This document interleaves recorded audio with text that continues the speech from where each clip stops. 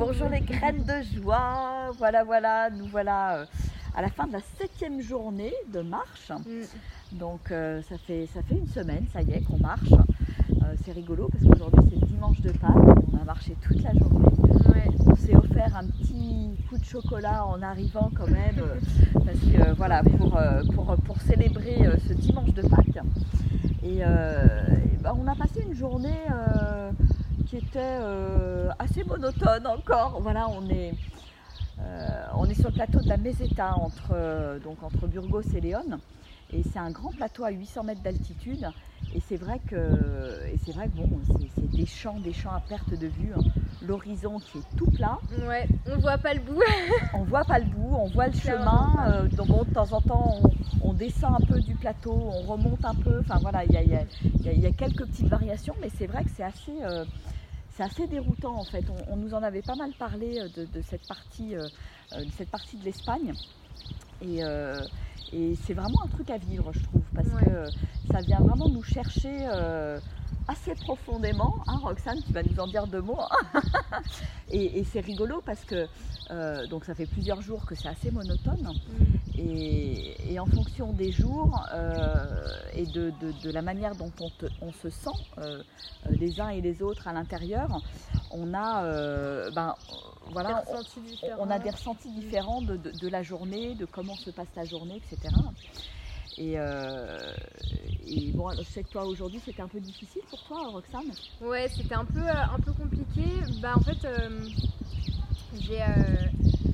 j'ai expérimenté le fait de changer ce qu'on a dans notre tête et en fait l'effet de ce qu'on peut se dire, parce qu'à un moment donné tu traînais les pieds, tu n'étais pas bien, tu avais mal aux pieds. Ouais, j'avais mal aux pieds, j'allais tout doucement, j'en avais marre. Et après, qu'est-ce que tu te disais dans ta tête justement? J'en ai marre, j'en ai marre, qu'est-ce que je fais là et tout ça. Enfin, après j'ai essayé d'écouter, mais je me disais pas non plus grand chose, mais quelques trucs, tu vois, mais c'était pas très positif. Et après je me suis dit je vais essayer de changer et voir ce que ça fait, parce que là j'avais vraiment, ça tirait dans les jambes et dans les pieds, je voyais pas le bout et j'en avais un peu ras-le-bol quoi. Et après je me suis dit je vais essayer de changer. Donc après je me suis... Alors ce qui est intéressant, et je te coupe là, ce qui est intéressant c'est de voir le lien entre ce qui se passe dans ta tête et ton corps. C'est-à-dire qu'en fait, voilà, tu disais des choses négatives et ton corps voilà, il avançait mais de manière pénible en fait. Ouais. Voilà. Et de manière un peu automatique, c'était pas ouf. Et après j'ai commencé à me dire tiens, je vais essayer de me dire des choses positives, voir si ça marche et qu'est-ce que ça fait. Et ça marche. Et oui, c'était assez dingue parce que donc j'étais sur le chemin et je me suis mise sur la route, donc avec les pieds comme ça changeait de sol et ça m'a fait du bien déjà. Et après j'ai commencé à me dire je me sens puissante, je suis une guerrière, je vais y arriver. Vraiment des choses positives comme ça, j'ouvre mon cœur, j'ai tout en moi pour y arriver, j'ai toutes les ressources en moi et je sors ces ressources que j'ai à l'intérieur de moi, même si c'est difficile, je vais au-delà de la douleur, tout ça. Et j'ai commencé à me dire ça et après j'allais super bien, j'ai commencé à me remettre dans une bonne position et là j'avançais super bien. Et elle nous a tracé. Et après j'ai commencé à courir. J'ai commencé à courir et c'était top, je me sentais libre, je me sentais légère. Et je me suis dit un truc aussi à un moment donné, je me suis dit je lâche tout. Genre je lâche prise sur toutes les douleurs et j'accepte complètement ce qui m'arrive en fait. Et oui, je me rappelle, j'ai eu un moment donné, juste avant de me dire, de changer vraiment de discours, je me suis dit je lâche en fait, j'accepte le fait que je sois là, j'accepte d'avoir mal parce que c'est ok, c'est normal et ouais, je lâche prise complètement sur tout ce c'est très important ce que tu dis. Moi ça m'est arrivé les autres jours là. Voilà, des douleurs dans l'épaule, ça commence à me lancer à certains endroits, etc. Et à partir du moment où j'arrête de me focaliser là-dessus de manière négative, en me disant je veux pas de ce truc, j'en ai marre, pourquoi j'ai mal, etc. et ben tout de suite, il y a quelque chose qui se détend dans le corps et l'énergie qui se remet à circuler en fait.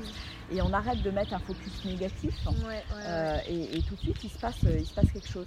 Et alors c'est marrant ce que tu viens de dire, Roxane, parce que moi je l'expérimente. Ça fait 3 jours que je fais pendant la marche des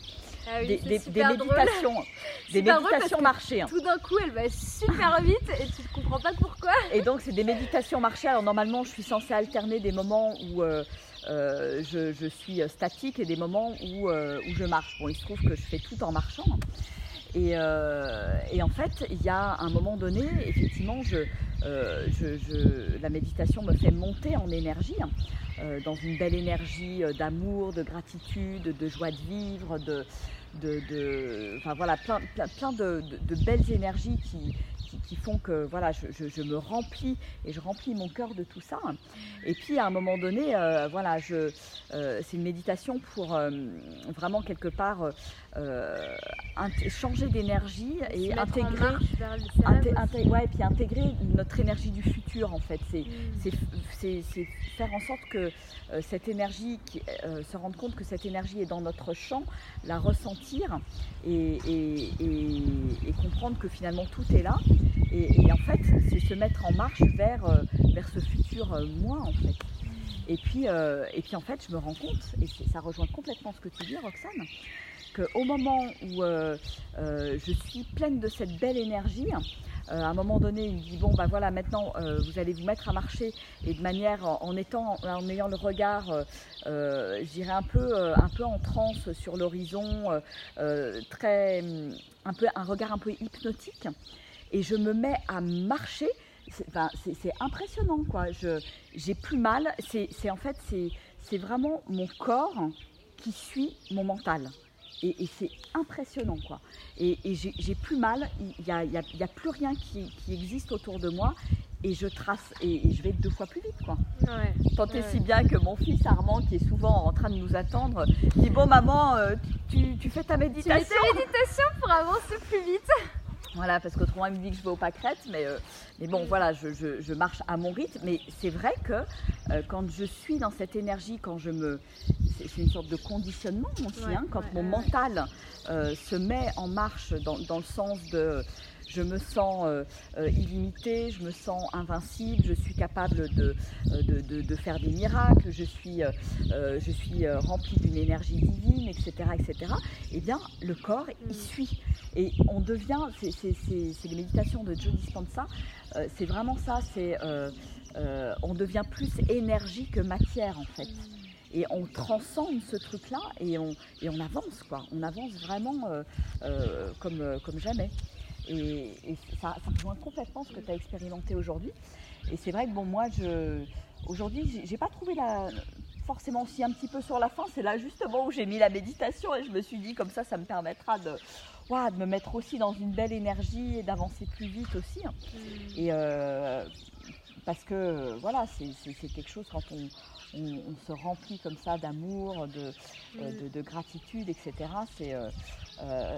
Ça va au-delà, ça rayonne, c'est ici dans le corps, mais ça rayonne dans tout notre aura et notre champ énergétique en fait.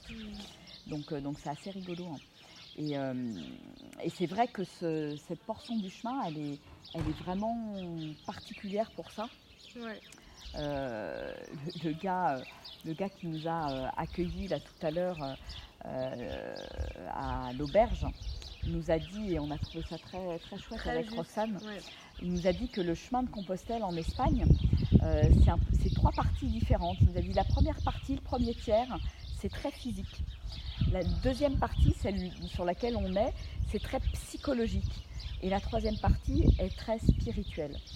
Et cette partie psychologique, on sent bien qu'on est en train de jouer avec notre mental, qu'on est en train de, voilà, est-ce que je tiens le coup, est-ce que je continue à marcher, quoi qu'il arrive, quoi qu'il se passe, même si la route est droite, même si c'est monotone, même si, voilà, il y a plein de même si, et c'est un peu, voilà, je dirais que c'est un peu comme dans la vie aussi, il y a des moments dans la vie où on ne sait pas trop.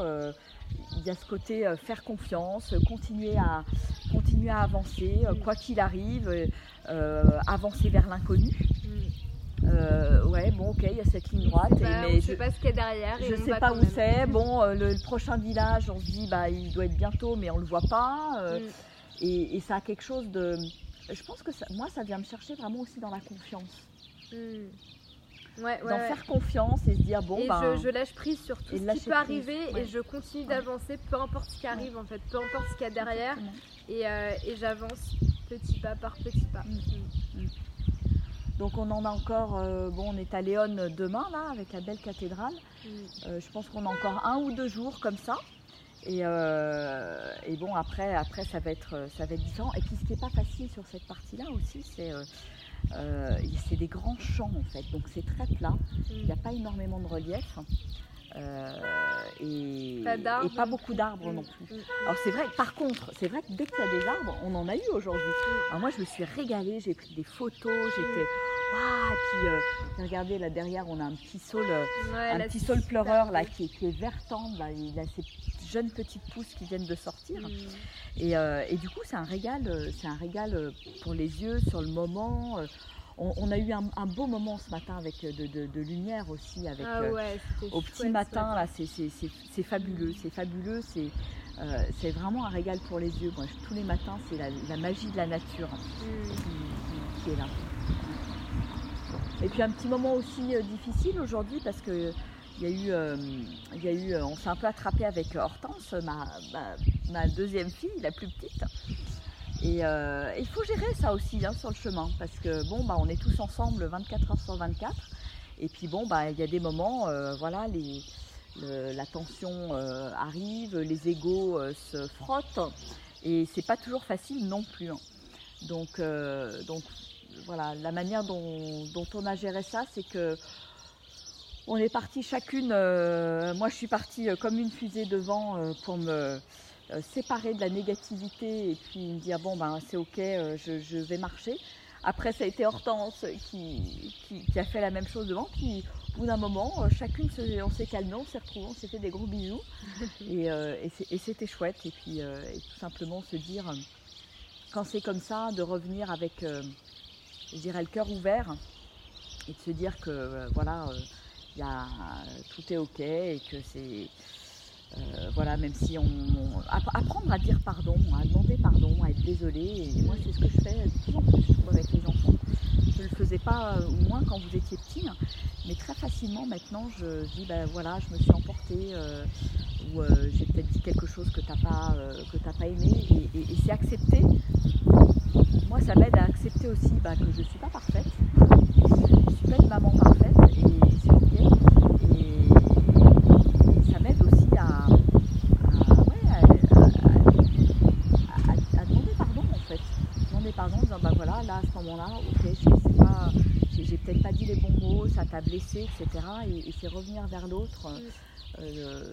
Voilà, pour renouer le lien en fait de cœur à cœur, parce que ce qui se passe c'est qu'on n'est plus dans notre cœur quand on est comme ça. Ouais, on part dans les égos et ça monte dans les. On part dans l'ego, on a chacun les griffes là qui sortent et donc voilà, on laisse décanter le truc et là pour ça le chemin c'est vachement bien. On peut être seul et puis ensuite voilà, on se retrouve et puis on peut se retrouver de cœur à cœur.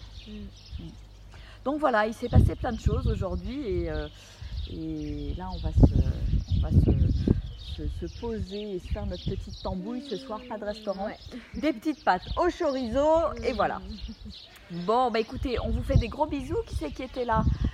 Patricia, Eniji, Muriel, Caroline. Ah, le son est très faible. Ah, c'est peut-être à cause de Sophie.